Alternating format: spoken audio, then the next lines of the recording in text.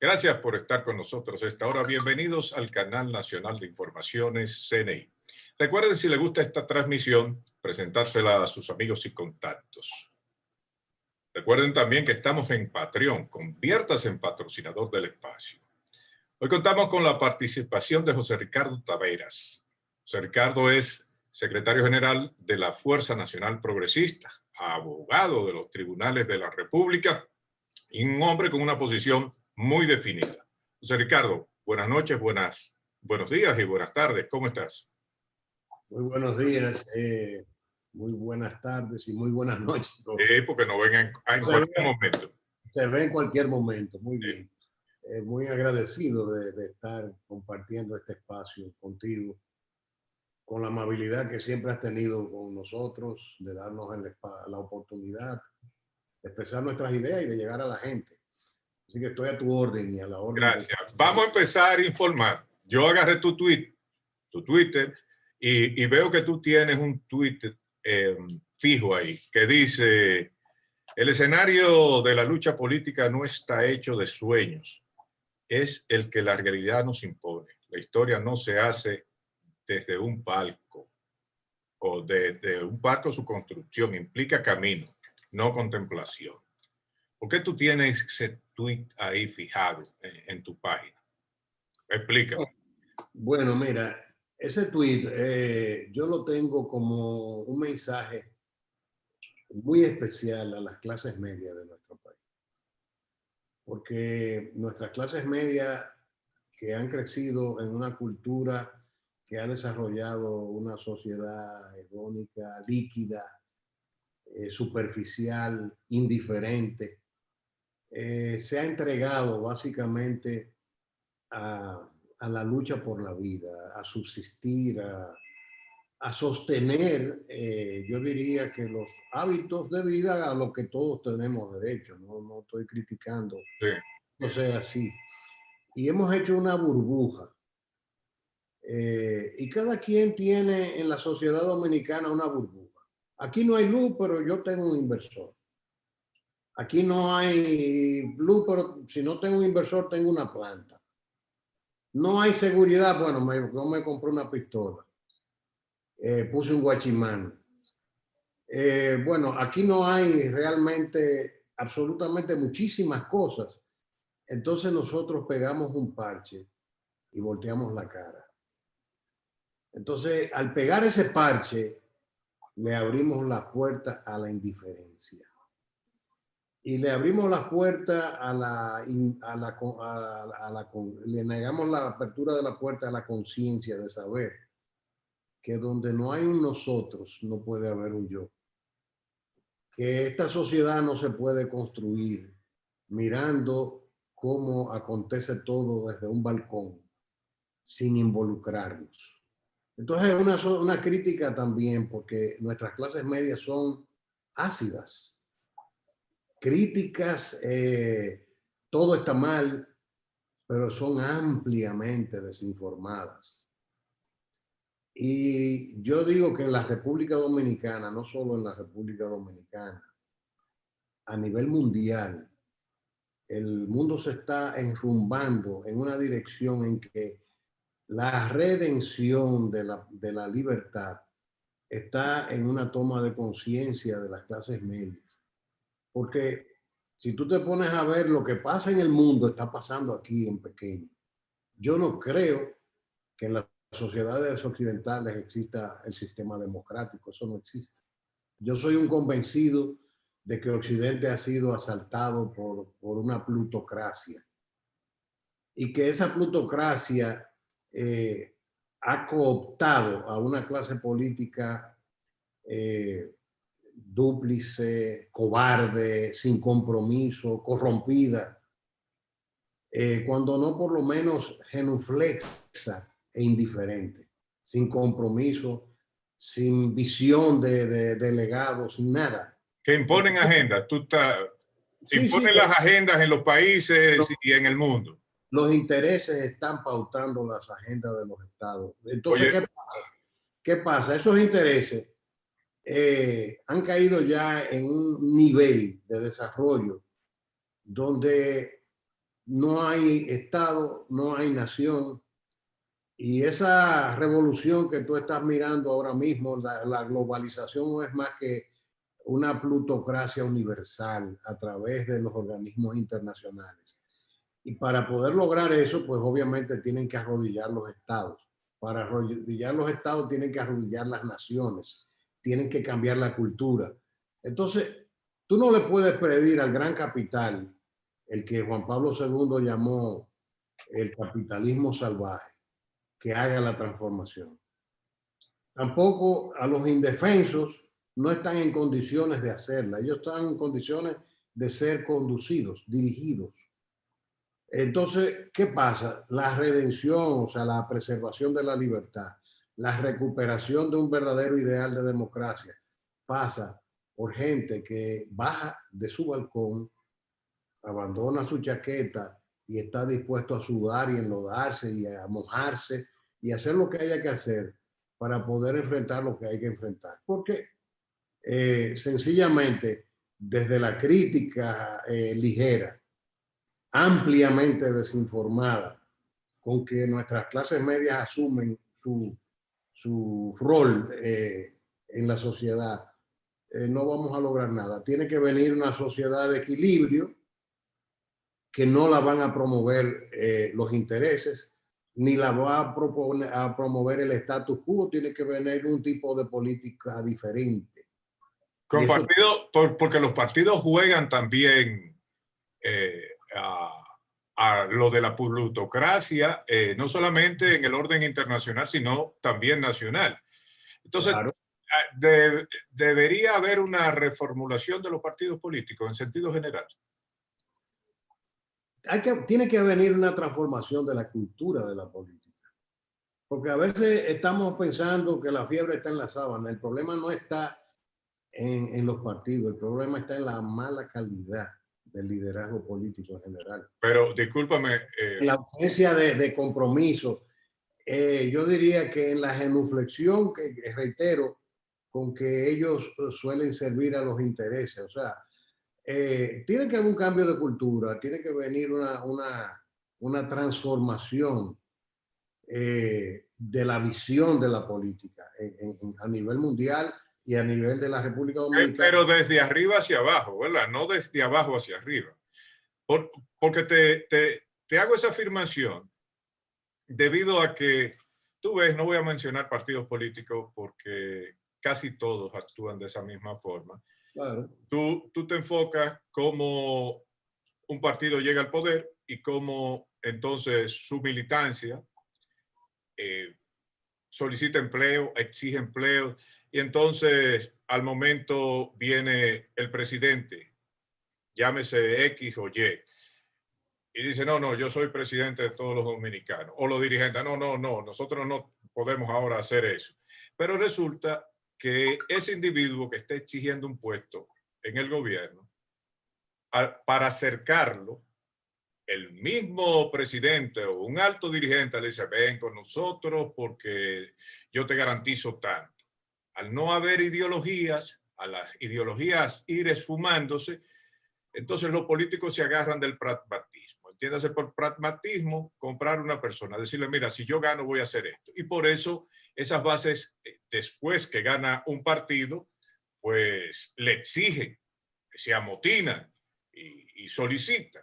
Pero el que está arriba en ese momento dice, no, yo no tengo compromiso contigo, yo soy presidente de todos los dominicanos. Una forma irresponsable, porque si al momento de adherir a ese individuo a su partido político le dice, no, yo no te voy a buscar nada, cree en mí porque yo voy a transformar este país, pero para todos, entonces la situación es difícil. ¿Tú compartes ese punto de vista conmigo? Bueno, por supuesto, porque el problema es que, por eso es que digo que tenemos un liderazgo mediocre, que lejos de hacer un ejercicio de superación, y en eso el Partido de la Liberación Dominicana tiene un karma muy importante que pagar ante la historia, porque era un partido que se formó para transformar, para lograr precisamente ese tipo de cosas. Entonces, ¿qué ocurre? En el momento en el clímax del poder, en vez de alejarse de esos patrones, ese PLD que vino del partido de Cuadro, lo que hizo fue que se hospedó en el pasado. Asumió el populismo como mecanismo de entronización de su poder en vez de transformar esa realidad social y política. Entonces, obviamente, el PLD, que gobernó por tantos años, genera en el gobierno de Danilo el daño más grave, la nueva ley electoral y la nueva ley de partidos, que en vez de procurar un sistema que se alejara del clientelismo y del populismo, entronizó el dinero como eje del sistema político en la República Dominicana. Por eso es que tú ves que tenemos un candidato del gobierno que el día que se audite lo que se gastó en ese candidato y este país sepa si es que se hace, porque yo no lo veo venir, lo que le costó el capricho de Danilo Medina de llevar a Gonzalo Castillo a la candidatura presidencial, sería una cosa históricamente indefendible. O sea, pero si tú te pones a mirar todos los candidatos con mayor o menor pudor, porque algunos tienen como el tacto, pero en la práctica de Balaguer hacia acá nadie puede decir, y es más, Balaguer también, pero con menor cuidado, porque tú tienes que reconocer que tenía un espacio y tenía una forma muy singular. No, él no se abrazaba al populismo en todo, tenía una identidad. Pero después de eso, lo que hemos tenido es absolutamente una política anómica, sin reglas, sin futuro, alojada en la fundita, a través de las políticas sociales. Lo que se ha ido creando una cultura parasitaria en el Estado Dominicano, y eso se ha permanecido, y ninguno de los partidos del sistema, digo, me refiero a los que son electoralmente viables, porque nosotros somos un partido del sistema, pero hasta el momento la población no nos ha querido ver. Pero ninguno de los partidos del sistema tiene un compromiso con la superación de ese sistema. Todo lo contrario, lo entronizaron. Entonces, cuando tú respondes, tú entiendes que las élites políticas, sociales, admiten que en vez de producir un proceso evolutivo hacia un nuevo estilo de política que vaya dejando atrás esa escuela, lo que estamos haciendo es que nos estamos alojando más todavía en esto, porque, por ejemplo, las políticas sociales, el Bonogá, el Bonolú, etc. Yo no voy a decir que sean malas políticas. Pero deben ser transitorias. No, pero para claro, preparar al individuo que se monte en el eje del trabajo. Exactamente. Tú no puedes. Además, tú mira, por ejemplo, tú tienes Bonogá, Bonoluz, pero tú no encuentras un trabajador dominicano que te haga el trabajo en Ocoa, en cualquier lado, en cualquier campo. Te digo en Ocoa porque hay un asentamiento internacional impresionante, en Constanza, donde quiera que tú te tires en el país. El que de ciudadanos haitianos. Sí, sí. ¿Qué pasa? Cuando tú ves el costo que tiene la ayuda social del gobierno en la República Dominicana, y tú ves que esa persona que recibe una ayuda, si trabaja, se la quitan. Entonces, es una concepción errónea. Mira, vamos a usar eso para financiar el trabajo de los dominicanos en el campo, para tú tratar de estimular. Tiene sentido. Tiene sentido eso. Enraizar la gente, pero además es un mecanismo de subsidio del salario en sectores sensibles, pero tú no sacas ese individuo del rol productivo. Pero entonces, ¿qué es lo que estamos generando? Una sociedad parasitaria. Yo no estoy contra eso. Sí. Si yo fuera candidato presidencial, diría, yo no lo voy a quitar. Ahora yo le añadiría, pero si tú trabajas, tampoco te lo quito, depende en qué me trabajes. Para mí, uno de los graves errores de los gobiernos que han aplicado ese tipo de políticas sociales consiste en la fuente para mantener esa gente. Es a través de impuestos generales que nos toca a todos, inclusive a esa misma gente. ¿No? Si tuvieran un programa de impuestos con márgenes de ganancia excesivas de las multinacionales, cosas así, o si se exceptuara a la clase media que se ha ido empobreciendo en los últimos años, pues tendría más sentido, porque de otra forma lo que vamos a es acumular la gente que está por debajo de la pobreza a esa gente que está mínimamente por arriba de la pobreza, que se cree clase media. Sí, así es, pero fíjate que nosotros estamos partiendo de un error básico, porque además de lo que tú planteas, la fuente del financiamiento, cuando tú coges una cantidad así para tú hacer el subsidio social, ¿no? Y encima de eso tú tienes la industria eléctrica, la generación eléctrica subsidiada de una manera criminal. Sí. Criminal lo que está pasando aquí, porque encima de eso se está subsidiando y se está expoliando la población que la paga. Y cada vez que hay que buscar un dinero, eso es un mecanismo que la gente no conoce, te suben un porcientito en la factura. Pero eso es lo que te digo, no solamente la factura, sino en la ley de hidrocarburos. Es un acto delincuencial. Así mismo de es. Los presidentes que han pasado por aquí. Eso mismo es. Entonces estamos hablando, pero encima de eso, de esos vicios del sistema con que se están generando fondos, nos estamos endeudando de una manera abismal. Lo que está pasando con la deuda externa aquí y la irresponsabilidad con que se está gastando el dinero, porque yo creo que tú puedes endeudarte. Yo no tendría una visión como la de Balaguer, que tuvo la capacidad de desarrollar infraestructura increíblemente en este país más que nadie, sin endeudarse. Sí, pero también sacrificando a la población.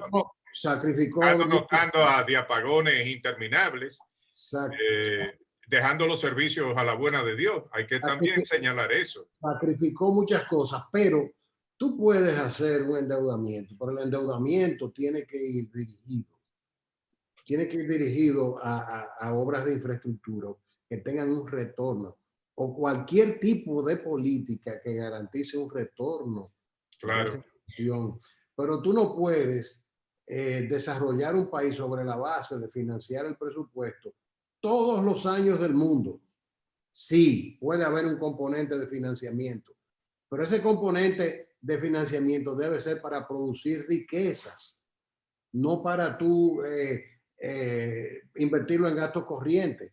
Porque si tú llegas como ya nosotros estamos, que según yo vi, tengo que confirmar ese dato porque es alarmante, que ya la deuda nuestra, el servicio de la deuda, esté ya por encima del 65, 70%. No, está, según el Banco Mundial, 72% hace un par de meses. Bueno, eso es lógico creerlo, porque subió más de lo proyectado, en el sentido de que hacía muchos años que la economía dominicana no había decrecido. La caída del Producto Interno Bruto más el aumento en los préstamos refleja un porcentaje mayor del endeudamiento. Claro, porque esto se está financiando, o sea, el sostenimiento del financiamiento de la pandemia es financiado. Por eso que yo digo que hay muchas cosas que tú no comprendes. Entonces, es muy fácil tú tener un Congreso endosándote todos los préstamos y emitiendo bonos como si eso no se fuera a pagar. Vamos a darle orden a esto, José Ricardo. Yo sé que tú quieres hablar un tema sobre otro, pero antes de entrar en ese tema, me gustaría que tú me analizaras, si quieres hasta resumido,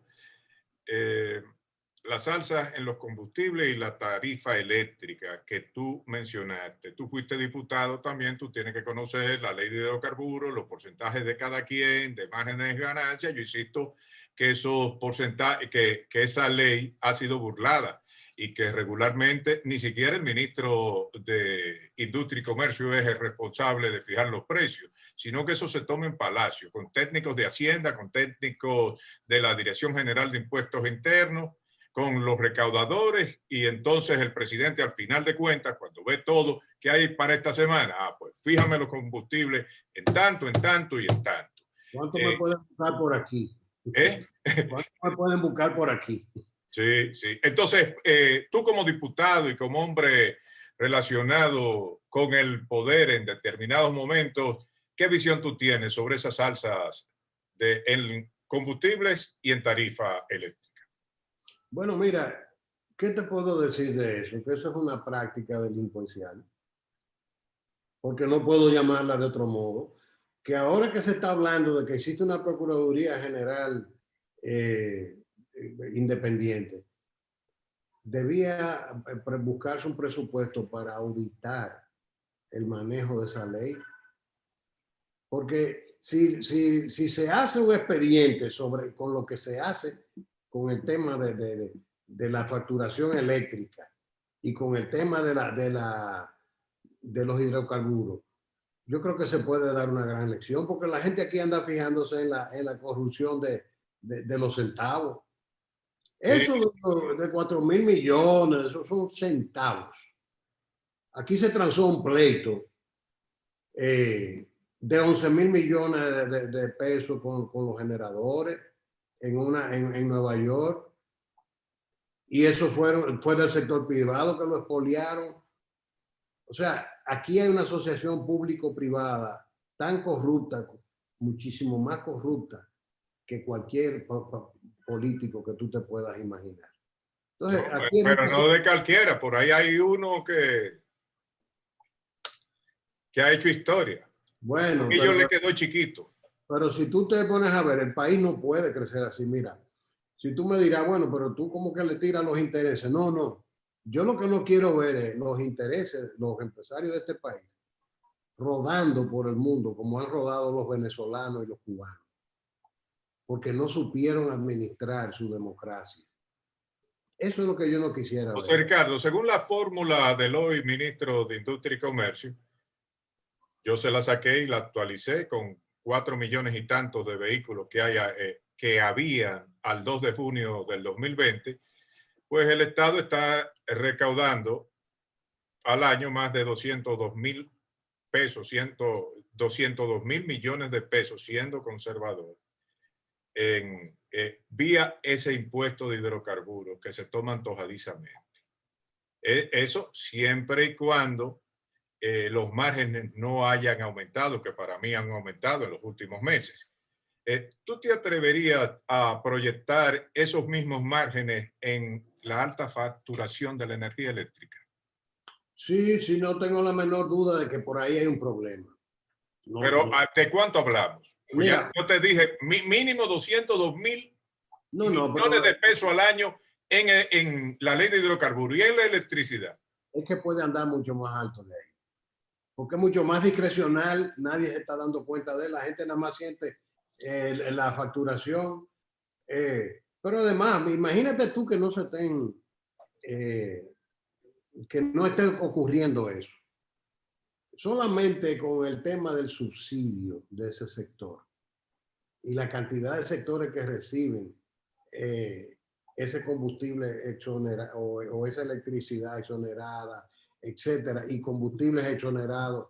O sea, solamente eso es un fracaso que tiene la democracia dominicana, que no ha tenido las condiciones para ir convirtiendo eso gradualmente en un elemento insignificante del presupuesto cada año. Pero espérate, si tomamos la ley de hidrocarburos y también ya te saqué 202.000 millones de pesos y la ley y la factura de la energía eléctrica, lo sobrevalorada que está, ese dinero no está en presupuesto porque eso es antojadizo, entonces significa que eso se maneja a discreción, ¿o no? Eso tiene que ser así. Si está ocurriendo, debe ser así. ¿Tú dudas de que esté ocurriendo?